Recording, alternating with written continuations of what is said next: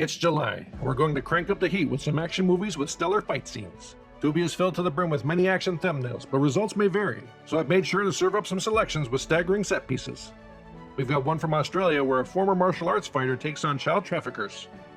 Then we head to Indonesia where a small-town boy on a journey of self-discovery takes on human traffickers.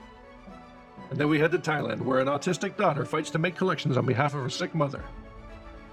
Welcome to Watch Assignment, the show where we help you in the never-ending search for what to watch. I am your curator, Mr. Streamface, and this month we're offering up 3 hard-hitting action thrillers that are instantly available to watch on Tubi. With these films, you get the classic action setup, where one highly skilled performer who's willing to push their incredible martial arts talents to the limits lays the hero against a stream of adversaries. The first pick is Life After Fighting from 2024 and directed by Bren Foster. Here we've got Bren Foster playing Alex Faulkner, a former martial arts fighter now retired and operating a dojo. The mother of a new student seems to have eyes for him, but he's got to deal with her jerk of an ex-husband. Soon after, 2 students go missing, which rattles the dojo. And when the son of the mother goes missing, she stumbles upon a child trafficking ring that Alex has to confront in order to rescue the missing kids. Now with this, Bren Foster is writer, director, and star, which is the telltale sign of a vanity project. With action movies, that can be a warning sign. But here Foster doesn't give in to the cliches and takes his story seriously, and gives his character some genuine struggles that leads into a climax that's well earned. It might be a tad long in its setup and fleshing out of its character stories, but it all helps to build the stakes for when the fists start flying in the pure melee of the final act. With the dojo being the main setting of the movie, it lets you know the budget they are working with. But this is really meant to be a showcase of the talents of Foster and all the other fighters, and they really shine through with clear and brutal fight choreography. This is a scrappy indie that leaves all the skills on the screen that is sure to keep you entertained. But don't take my word for it, it has a 3.4 on Letterboxd with users saying, "Just your everyday martial artist beating up people who capture children." As a boy, my mates and I would scout the shelves at the local video store. What were we hoping to find? Something exactly like this film is the answer. This was the surprise find of the year for me. The second pick is Merantau from 2009 and directed by Gareth Evans.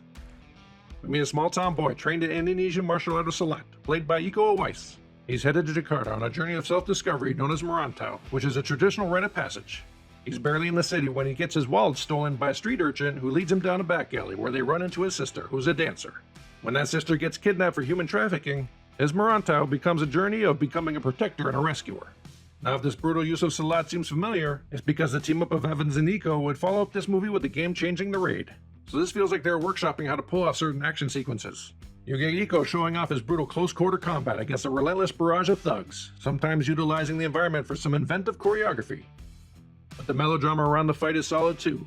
Evans establishes Iko as an earnest, compassionate hero who's only trying to do the right thing, but doing the right thing means violence becomes unavoidable. And it's fun to see Evans and Iko refining the craft that would soon make them genre-defining icons. Even though it's a well-worn story, again involving traffickers, there's plenty of action set pieces that are full of ambition and feel like a blueprint for what was to come. But don't take my word for it, it has a 3.3 on Letterboxd with users saying, "This walk so the Raid movies could obliterate every bone in our bodies. The pure uncut action movie 16-year-old emotional me was looking for." The last pick is Chocolate from 2008 and directed by Pracha Pinku. Now this one has a bit of an unconventional story, where a Japanese Yakuza falls for the enforcer of a Thai crime lord. Their affair leads to the Yakuza having to flee back to Japan, as the enforcer is left to be a single mother to an autistic daughter named Zen, played by Gigi Yanin. When her mother gets sick, Zen finds an old list of people who owed her mother money, so she goes to collect.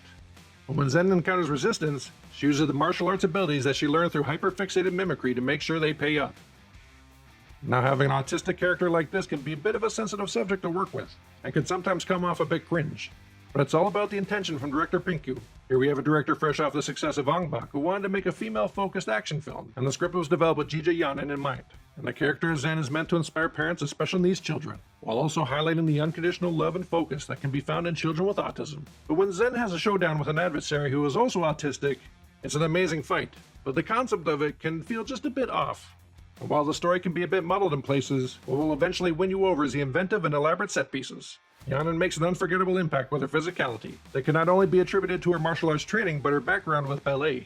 She has an amazing screen presence while doing her own stunts performing the punishing choreography. And she's thrown into a variety of environments that Pinku uses to their full potential. There's a prolonged sequence in a butcher shop that is pure entertainment, and a finale on the side of a building that feels like a side-scrolling video game come to life. So even though the tone can be a bit scattered, Its heart is in the right place, and it serves up some of the most compelling stunt work that makes it a must-watch. But don't take my word for it. It has a 3.5 on Letterboxd, with users saying, one of her hyperfixations is beating MFs up to over more money. I mean, that's pretty badass. Chocolate is fun. Problematic, sure, but a lot of fun too. Incredibly melodramatic with some incredible fights. Truly a soap opera with loads of head trauma. So have your watch assignment for the month. The links for watching these films on Tubi are in the description below, so you have no excuse not to check them out. Unless you're watching this video at a later date, and then who knows if they're still available. After you finish your assignment, or if you've already seen these films, leave a comment below with your thoughts or ratings of the movies. And consider subscribing to see what free picks we'll have next month. Until then, happy streaming.